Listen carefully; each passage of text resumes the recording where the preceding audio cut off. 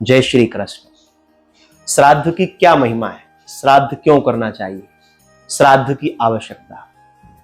हमारे शास्त्रों में दो कर्म निर्धारित किए गए हैं, देवकर्म और पितृकर्म।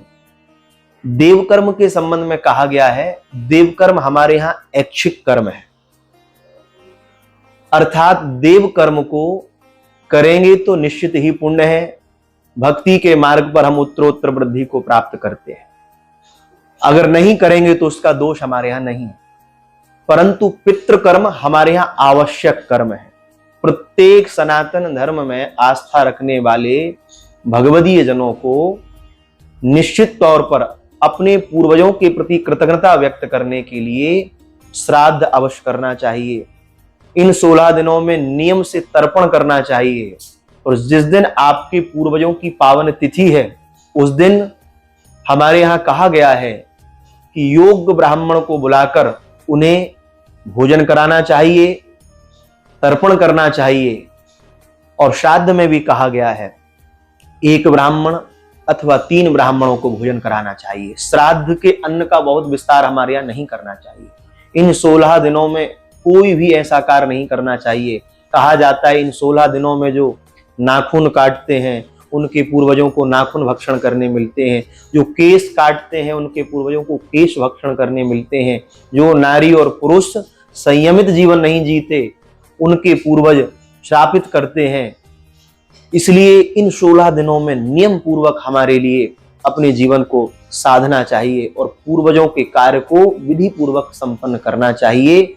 प्रत्येक सनातन धर्म में आस्था रखने वाले भक्त का यह दायित्व है कि इन कर्तव्यों को विधि पूर्वक निर्वहन करना चाहिए।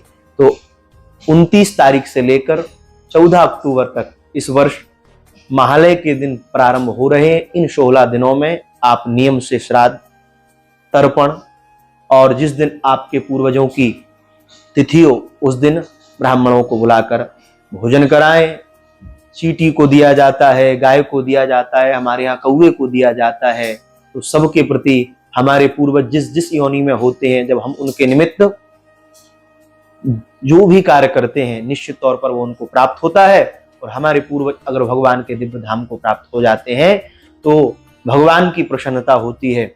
और इन पक्षों में श्रीमद् भागवत कथा की अत्यंत महिमा है। अपने पूर्वजों के निमित्त श्रीमद् भागवत श्रवण कराते हैं तो पूर्वजों को अत्यंत शांति मिलती है, क्योंकि इन 16 दिनों की 16 तिथियों में हमारे पूर्वजों का मृत्यु लोक से सीधा संपर्क रहता है और उनको अत्यंत तृप्ति प्राप्त होती है। जिनके माता पिता हैं उन्हें अपने दिव्य पितरों का तर्पण करना चाहिए, और जिनके माता पिता नहीं हैं उनके लिए अपने माता पिता का और अपनी कुल परंपरा का तर्पण करना चाहिए। इसलिए आप सब अवश्य रूप से इन 16 दिनों की साधना को समझकर क्रम से करेंगे, ऐसी हमारी आप सबके प्रति मंगल कामना है। जय श्री कृष्ण।